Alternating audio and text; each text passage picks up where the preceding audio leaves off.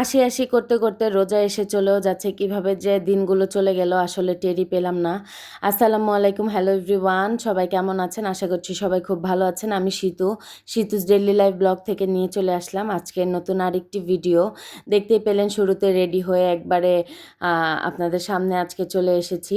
তো এই তো রেডি হয়ে বের হয়ে গেলাম। আজকে আমরা একটু বাহিরে ইফতার করব। এই তো আমাদের জন্য ভাইয়ারা ওয়েট করছিল।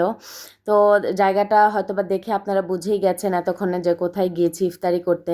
আর এটা আমার বাসার একদম কাছেই, মানে আমার বাসার বারান্দা থেকে এই রুফটপটা দেখা যায় আর কি। তো এটা হচ্ছে পলওয়েল কার্নেশন, উত্তর ৮ নম্বর সেক্টরে।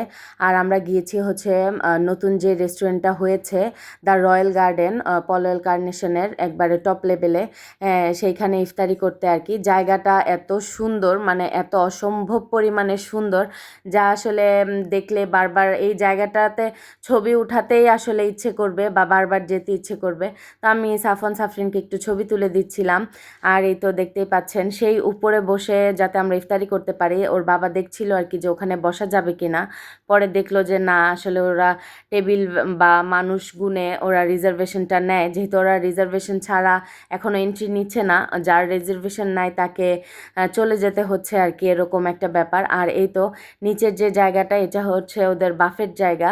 তো বাফেট যেহেতু আমরা খাচ্ছি না, তা আমরা এই জন্য রুফটপেই বসেছি। আমরা প্লাটার নিয়েছিলাম, কারণ ওদের বাফেটের আমাদের কাছে টু মাচ প্রাইস লেগেছে। আসলে একটা বাচ্চারও সেম প্রাইস আর কি, 10 বছরের বাচ্চা, তো 10 বছরের বাচ্চা তো আর এতটা খেতেও পারবে না। আর রোজা রেখে আমরা নিজেরাও এতটা খেতে পারবো না। আর এত বেশি ক্রাউড ছিল যে সুন্দর করে একটু ভিডিও করব বা করব, এটার কোনো অপশন ছিল না আসলে। মানুষজন মানে তাকায় থাকে মুখের দিকে যখন ভিডিও করি, কেন যে তাকায় থাকে আসলে জানি না। তো যার কারণে আমার লজ্জা লাগে, তো ক্যামেরাটা সরাই ফেলি বা একটু তাড়াতাড়ি করে করতে যে সুন্দর কিছু হয় না আর কি। তো যাই হোক, যতটুকুই পেরেছি বা করেছি আপনাদের সাথে শেয়ার করেছি, আলহামদুলিল্লাহ।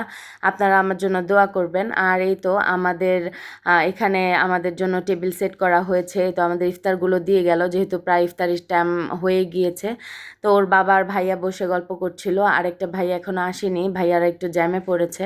তো এখানে কিছু আনকমন ফুল দেখলাম, ফুলগুলো অনেক সুন্দর। আর এই পাশে টঙ্গী গাজীপুর চৌরাস্তার রাস্তা দেখা যাচ্ছিল আর কি। আসলে খাবারের টেস্টগুলো এত পরিমাণে বাজে ছিল, আর খাবারের মানে প্রাইস অনুযায়ী কোয়ান্টিটিটা এত পরিমাণে কম ছিল, বা মানে কি বলবো, খাবার দিয়ে আমরা খুব হতাশ, কিন্তু জায়গাটা আর কি খুব সুন্দর। আর এই জায়গাটা হচ্ছে মানে আপনি যদি স্মৃতি কালেক্ট করে রাখতে পছন্দ করেন বা ছবি তুলতে ভালোবাসেন, তাহলে আপনার জন্য পারফেক্ট এই জায়গাটা। বাট খাবারের দিক থেকে একদমই বাজে, একদমই বাজে। তো আমরা গিয়েছিলাম হচ্ছে গত শনিবার দিন, যেহেতু সবার অফিসই বন্ধ থাকে শুক্র শনিবার।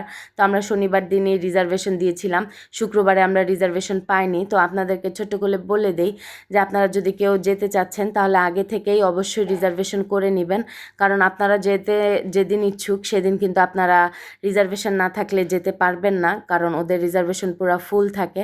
আর এই তো এই পাশ দিয়ে আমাদের সেট মেনুগুলো চলেই আসলো। তো আমরা এখন খাওয়া দাওয়া করব।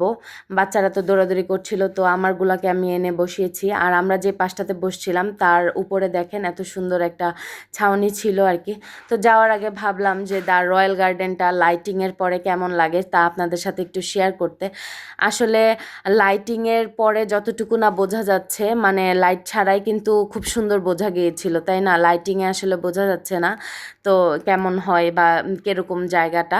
তো সব মিলিয়ে আলহামদুলিল্লাহ, রিজিকের মালিক আল্লাহ, আল্লাহ রিজিকে যতটুকু রেখেছে, যা রেখেছে তাই আর কি আমার ভাগ্যে আসবে। তো যেহেতু আমরা এখান থেকে খাবার দাবার খেয়ে বের হয়ে যাচ্ছি, তো আমাদের সবার চা খাওয়ার ক্রেভিংস হচ্ছিল, যেহেতু আমরা সবাই চা খোর। তো আমরা এখন চা খেতে যাচ্ছি। আমাদের উত্তরা 6 নম্বর সেক্টরে একটা দোকান আছে সারাবেলা, হয়তো অনেকে চিনতেও পারেন। এই জায়গার চাটা একবারে বেস্ট বেস্ট বেস্ট। তো আজকের এই পুরো ভিডিওটা আপনাদের কাছে কেমন লাগলো অবশ্যই কিন্তু লাইক কমেন্ট শেয়ার করে জানাতে ভুলবেন না। দেখা হবে নেক্সট কোনো ভিডিওতে, সে পর্যন্ত সবাই ভালো থাকবেন, সুস্থ থাকবেন। আমি চা খেতে খেতে বিদায় নিলাম। আল্লাহ হাফেজ।